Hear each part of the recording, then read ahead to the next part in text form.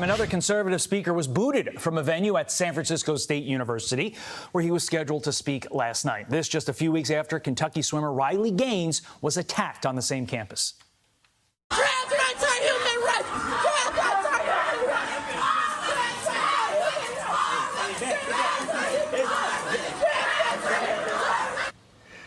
The tolerant left. Before the scheduled event last night, the president of the university told students, quote, "Turning Point USA is hosting a speaker whose message many here will find abhorrent. I know that having speakers that disagree with our core values can be frustrating, but it is unjust to then redirect it at our own SF state community members." The school even putting this trigger warning around campus before Turning Point USA contributor John Root's speech. And then the university canceled the event altogether, forced it to move away. But look who's here now. John Root joining me now. Before we get into the nitty-gritty here, instead of protecting free speech, doesn't it seem like the school literally, in essence, doubled down on censorship? Absolutely. There was an assault on Riley Gaines, and now there's an assault on free speech. And I think what we're seeing right now, too, is they actually are holding to their values, if their values are intolerance and fascism. Yeah. Because they're trying to vilify the TPUSA chapter. And that was a big reason we moved, is there was no assurance that the TPUSA chapter would not receive disciplinary action. And there was no assurance that the students that are part of that chapter wouldn't receive disciplinary action. And the last thing we want to see is people get hurt or turn into a situation where there's violence and it affects everybody that's involved. So you did end up going off campus, not on campus. Walk us through how the evening played out. It's quite the saga. So obviously the university decided to take away the space. It was the same space that Riley Gaines was in, and we never got any assurance that it was going to be a safe space there for anybody that wanted to attend. Then they told us, and they were actually telling TPUSA chapter students, if you try to have this event on campus, there's going to be disciplinary action. Then you have the president that says, oh, they're probably going to spontaneously have it on campus. They left basically everything all chalked up with trans rights or human rights. They had BLM all over the place. They had pro-choice all over the place. And then we were forced to move it off campus. The park ended up shutting down. Then we moved it right across the street.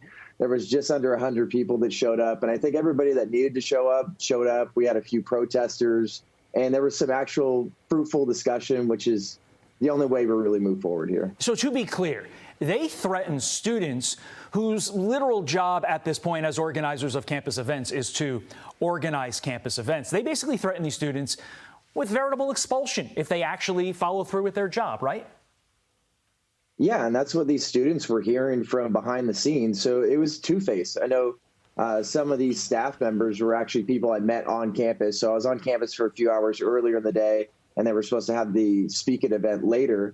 And they're acting all friendly. They're acting all put on a good face for everybody. But they've been threatening these kids behind the scenes. And I think all they wanted us to do was potentially try to put on an event on campus, blame us for the violence, blame us for the pushback, because that's exactly what they did with the Riley Gaines event. And the last thing kids should ever be fearing is the fact that they won't be able to get a diploma just because they want to have a conservative speaker on campus that exercises their right of free speech and tries to protect women's spaces, protect women's sports, and try to have some diversity of thought. For a school that cares so much about diversity, diversity of thought is out the window. You literally took the question I had loaded up in the gun that I was going to deliver to you. You took the words right out of my mouth. But looking at the issue of Riley Gaines, followed up by your speech, it seems that they're not really sorry for what happened to Riley Gaines because they're not really sorry what happened to you either. It seems like if you were upset about the Riley Gaines thing and you wanted to make amends, you would have made the speech for you last night a little bit more amenable to everybody.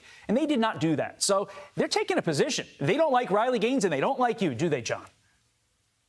No, not at all. They don't like conservatives at all. And Riley Gaines, I saw her out at the Women's Swimming Championships. I saw that when she took the podium with Leah Thomas. I knew that at that point, Riley Gaines could become one of the most prominent female athlete speakers we see maybe in our lifetime. And I did something today that San Francisco State refused to. I condemned the violence against Riley Gaines. And I actually called out the radical trans activists that held her hostage, held her for ransom, and actually assaulted her. And it's not really that difficult to see these videos and call out wrongs. Charlie Kirk, the founder of Turning Point USA, basically said you'd better not cancel this event because you guys are bound by the First Amendment. You better believe we have great lawyers who would love to file a lawsuit. We will see if that ends up happening. Just like to give kudos to these brave students who actually stood up and risked so much to be there. On the flip side, John, you really understand why when these indoctrination academies like SF State turn out students and those students end up going into the real world, why they can't handle it. We got a big problem on our hands, not just SF State. You're rooting it out for us. John Root, thank you, sir.